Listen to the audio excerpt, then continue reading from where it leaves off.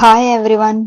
आज हम करने वाले हैं सीड एंड सीड जर्मिनेशन का टॉपिक, जिसमें हम बात करेंगे सीड की बायोलॉजिकल डेफिनेशन, उसके कंपोनेंट्स, सीड जर्मिनेशन और फेजेस कितने होते हैं, कौन कौन से टाइप्स कौन कौन से हैं और कौन कौन से एनवायरमेंटल फैक्टर्स इफेक्ट करेंगे सीड को। ये पर्टिकुलर इस वीडियो में हम ये सारे टॉपिक डिस्कस करने वाले हैं। तो चलिए शुरू करते हैं। हमारा आज का फर्स्ट टॉपिक सीड कंपोनेंट्स यानी सीड के कंपोनेंट्स, उसके घटक के बारे में। ये है डाइकोटिलेडोन, यानी कि इसमें दो कोटिलेडोन्स है इस वाले सीड में, इसमें है वन कोटिलेडोन। और ये है जैसे इसका एग्जांपल डाइकोट का चना है और इसका मक्का हो गया मोनोकोट का। सीड कोट यहाँ पे कैसे है, दो चीजों से मिलकर बना है। और यहाँ पे वन यानी दो कोटिलेडोन है, यहाँ पे एक कोटिलेडोन है मोनोकोट सीड में। और जो ये बाहरी आवरण है यानी आउटर लेयर, इसको हम कहते हैं सीड कोट, जो टेस्टा और टैगमन से मिलके बना है। और इसमें कोटिलेडोन्स है दो, एम्ब्रोयो यानी भ्रूण पोष जिसको कहते हैं, और भ्रूण और प्लूमुल जिससे स्टेम का डेवलप होगा, और रेडिकल जिससे रूट का। यहाँ पे टू कोटिलेडोन्स है यानी नॉन एंडोस्पर्मिक है, एंडोस्पर्म यहाँ पे प्रेजेंट नहीं है। यहाँ पे फ्रूट वॉल है जो सीड कोट दोनों एक साथ ही है, और एंडोस्पर्म भी दे रखा है जो अंदर थिनर लेयर है यानी येलो येलो पोर्शन। यहाँ पे वन कोटिलेडोन है, इसको एंडोस्पर्मिक भी कहते हैं। और जो बाहर वाली लेयर है उसका नाम है एल्यूरोन, और जो अंदर वाली है उसका नाम है एपिथेलियल। एम्ब्रोयो है यहाँ पे प्लूमल और रेडिकल, तो वही रूट का और शूट का डेवलपमेंट के लिए। ये थे इसके सारे कंपोनेंट्स। आइए एक एक करके अब सभी कंपोनेंट्स के बारे में पढ़ेंगे। पहले डेफिनेशन देख लेते हैं सीड की। Fertilised mature ovule containing an embryonic plant stored food materials and a protective outer covering called the seed coat testa। टेस्टा क्या होता है, बाहरी आवरण, जो बाहरी परत है, कठोर परत।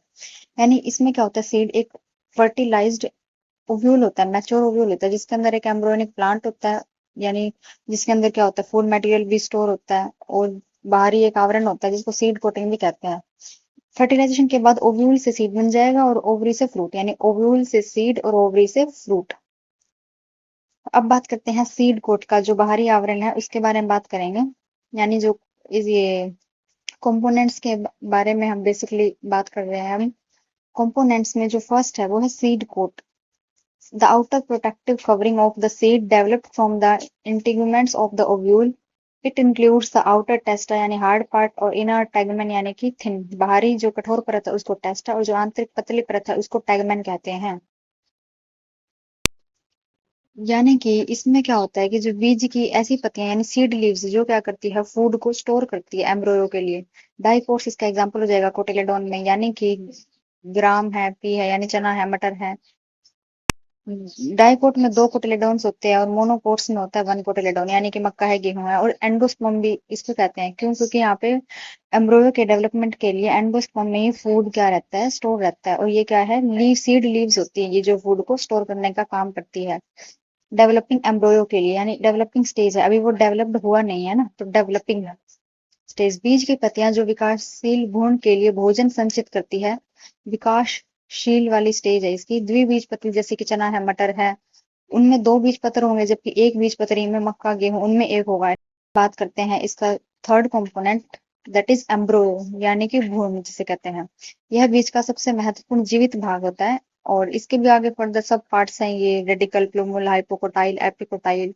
तो चलिए एक एक करके देखते हैं। पहले हम देखेंगे एम्ब्रोयो को। एम्ब्रोयो क्या होता है, यह बीज का सबसे महत्वपूर्ण एक लिविंग पार्ट होता है। वैसे तो इसके चार पार्ट है।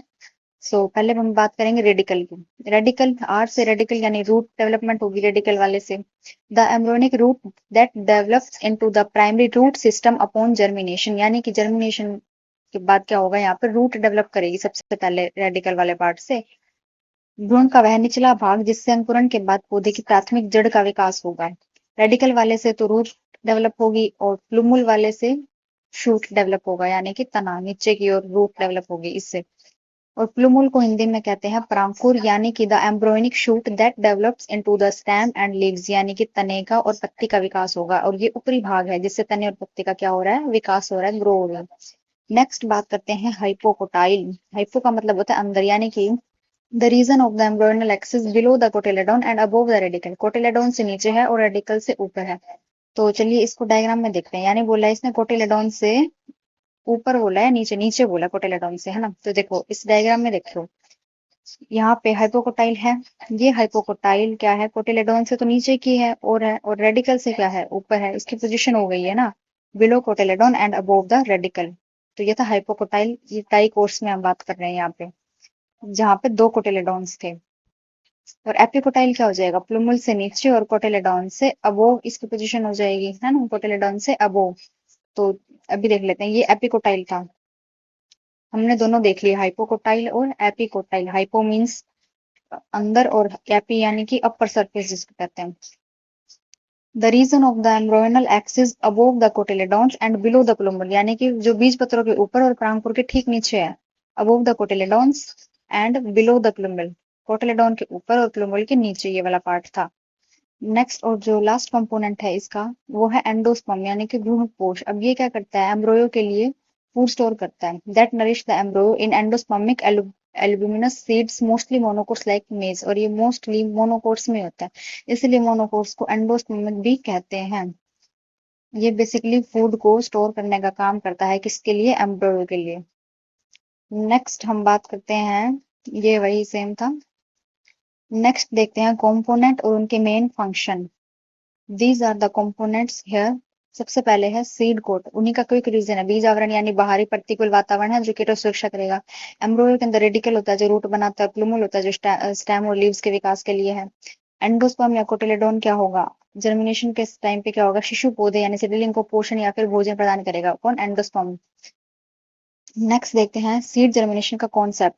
कॉन्सेप्ट ऑफ सीड जर्मिनेशन, बीज अंकुरण जिसको कहते हैं, कि यह वह प्रक्रिया होती है जिसके द्वारा बीज मौजूद डोरमेंट एम्ब्रोयो अनुकूल परिस्थितियों में सक्रिय होकर एक स्वतंत्र शिशु पौधे के रूप में विकसित होना शुरू कर देगा। तकनीकी रूप से मूलांकुर का बाहर आना ही अंकुरण पूरा होने की निशानी है, यानी कि रूट डेवलप होने लग जाती है। तो इसी से हम आइडिया लगा लेते हैं कि अब क्या हो चुकी है, आफ्टर जर्मिनेशन इसकी स्टेज अब ग्रोइंग स्टेज इसकी हो चुकी है, यानी डोरमेंट से ये एक्टिव स्टेज में आ चुका है। नेक्स्ट इसके टाइप्स की बात करते हैं। टाइप में है, इसका फर्स्ट है एपिगियल जर्मिनेशन। वैसे 3 टाइप है इसके, एपिगियल, हाइपोगियल और विविपेरी। एपिगियल जर्मिनेशन यानी कि उप परिभूमिक अंकुरण। हाइपोकोटाइल का विकास तेजी से होता है, वह खिंचाव पैदा करेगा जिससे कोटिलेडोन्स मिट्टी के ऊपर आ जाते हैं। एपिगियल, एपिगियल और वहां पे है, इसमें क्या होगा, ऊपर की ओर आ जाते हैं ना, मिट्टी के ऊपर आ जाते हैं कोटिलेडोन्स। एपी का मतलब ऊपर होता है, बट यहाँ पे उल्टा है कि हाइपोकोटाइल का विकास होगा, और हाइपोगियल गियल जर्मिनेशन में एपिकोटाइल का विकास तेजी से होगा, और ये उल्टा है। और यहाँ पे कोटिलेडोन्स हमेशा मिट्टी के अंदर रहेंगे, क्यों, क्योंकि हाइपो है ना, हाइपो का मतलब होता है अंदर। नेक्स्ट देखते हैं इनकी फील्ड कंडीशन। बीज पत्र मिट्टी के बाहर आकर कुछ समय के लिए फोटोसिंथेसिस करेंगे, यहाँ पे प्रकाश संश्लेषण करते हैं। इसके एग्जांपल है कपास, अरंडी, इमली, उड़द, मूंग, ये सारे।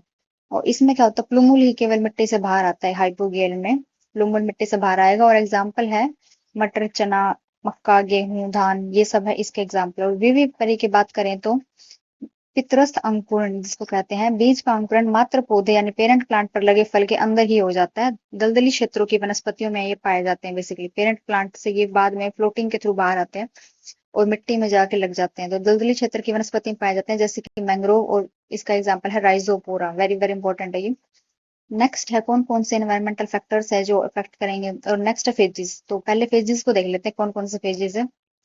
बेसिकली 3 फेजेस में डिवाइड है ये जर्मिनेशन। तो पहला फेज है इनहिबिशन, यानी कि जल अवशोषण का।